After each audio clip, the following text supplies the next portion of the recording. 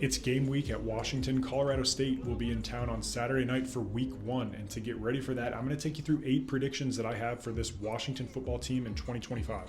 Jedd Fisch became a head coach in 2021, and since then he has never had a running back and a receiver both achieve the 1,000-yard mark in a single season. I think that changes in 2025. Last season, Denzel was the team's second most targeted receiver, 64 catches for 834 yards. That's a 13.5 yards per catch average. He'll be the clear wide receiver 1 this season, and he'll have that opportunity to reach 1,000 yards. If he can account for at least 35% of catches by a wide receiver and average a similar 13 yards per catch, he's going to get to 1,000 yards this year, and here's why. Jedd Fisch offenses tend to favor the top 2 wide receivers in a room. If you go back to 2022, Jacob Cowing and Dorian Singer accounted for 77.8% of all catches by a wide receiver. Both of those players had 1,000 yards that season, and in 2023, Teteroa McMillan and Jacob Cowing accounted for 80% of all catches by a wide receiver. That year, McMillan reached the 1,000-yard mark, and even last year at Washington, Giles Jackson and Denzel were the top 2 targeted wide receivers. They accounted for 73% of the wide receiver receptions last year. In that 3-year span, those offenses averaged about 210 receptions by a wide receiver per season. 80 catches is just over 35% of that total, and it's right on target for what McMillan and Cowing both had during their 1,000-yard seasons at Arizona. Giles Jackson even had 85 catches a year ago for Washington, so if Denzel can get 80 with 13 yards per catch, he's sitting right at 1,000.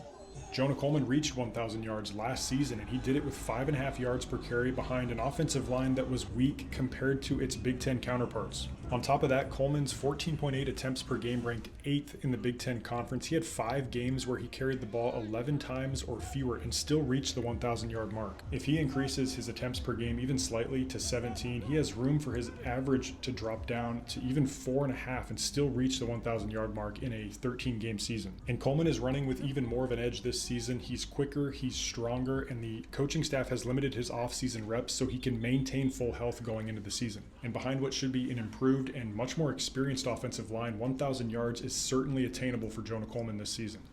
My prediction for Omari Evans at wide receiver is that he's going to finish the year with at least 100 rushing yards. And that might not sound like a lot, but it's significant because he only rushed the ball 1 time at Penn State last season, 2 career rushing attempts total.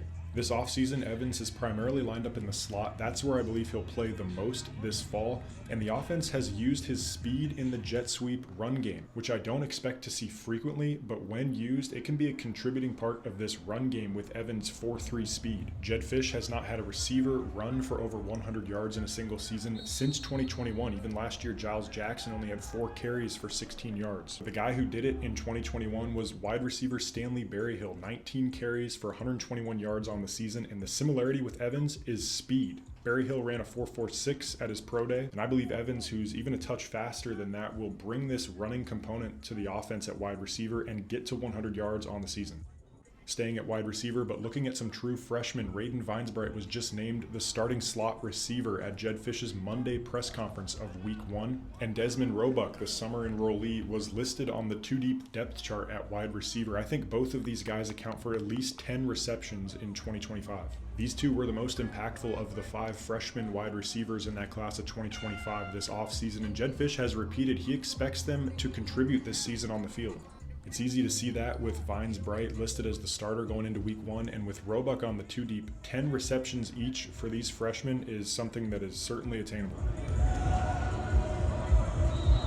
The left guard competition continues with John Mills and Paki Finau, but my prediction here is that Mills will start more games this season than Finau at left guard. Finau does have 51 snaps of experience, just a slight advantage over the true freshman who has not stepped on the field yet. But Mills has built confidence in this coaching staff. He started both the fall scrimmage and the fall mock game, and Jedd Fisch continues to praise the true freshman, saying that he certainly thinks he's ready to go, and he talks about how he's changed his body physically to be ready for Big Ten competition. At Arizona, Jonah and Wendell Moe were both freshman All-American for Fisch, and from what it sounds like here, John Mills has the tools to have a similar kind of season for Washington.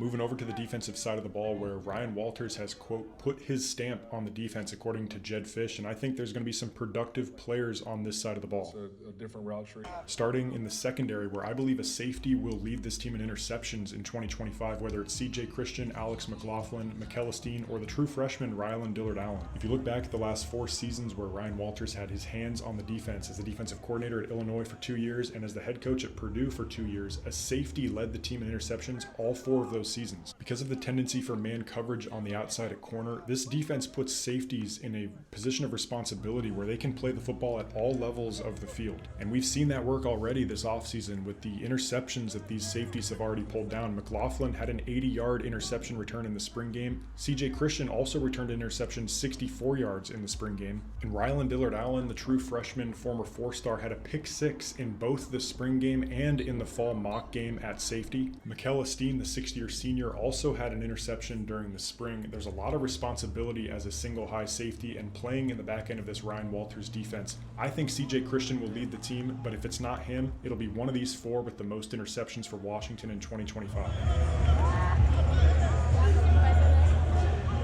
Edge rusher Zach Durfee is back to full health, and if he can stay there all season, he's going to get to at least 10 sacks in 2025. At 6'5", 256, Durfee is just a different level of athlete on the edge of this defensive line, and he showed what he can do when he's fully healthy this offseason. He had 3 sacks in the team's mock game this fall. He also notched a sack in the scrimmage a week before that. Injuries slowed him down last season. He played in just 6 games with 140 total snaps, but he had 3 sacks in that span and 10 total pressures. At full health and with the one-on-one matchups that this Ryan Walters defense creates for its defensive line, I think he can be extremely productive this season. Linebacker Buddah Al-Uqdah will lead this team in tackles in 2025. He was Washington State's leader in tacklers last season with 76. And because of the schematics of this defensive front with a lot of 5-down fronts and 2-gap techniques with 4-man fronts, defensive linemen are primarily responsible for filling gaps, not linebackers. And this allows the linebackers to really fly around the second level of this defense and pick up coverages and, most importantly, play the football without having primary gap responsibilities. Because of that, Buddah Al-Uqdah and Devin Bryant should be very productive tacklers in 2025. I think Al-Uqdah will lead the team. This can be a 9-win team in 2025 if things click the way I expect them to. You figure it takes care of business in the non-conference and wins the games that I believe to be the winnable games in the Big Ten Conference. And then Michigan and Wisconsin, these 2 are unknowns for me. For the Wolverines, a lot depends on their quarterback situation. You have to go play in the Big House. That's a tough spot. And Camp Randall is not an easy place to go play on the road. Wisconsin's still trying to find an identity for themselves, but Billy Edwards is a legitimate quarterback. That's going to be a tough game. If it can win one of those 2 games, Washington has its 3 hardest games at home: Ohio State, Illinois, and Oregon at the end of the season. But Washington will win at least one of these 3. I think Illinois and Oregon are the most likely wins, but if you can get one win here, you're sitting at 9-3, and that is a quality season for year 2 with Jedd Fisch at Washington. Let me know what you think of these 8 predictions and drop some of your own in the comments as well. What are your expectations for Washington in 2025?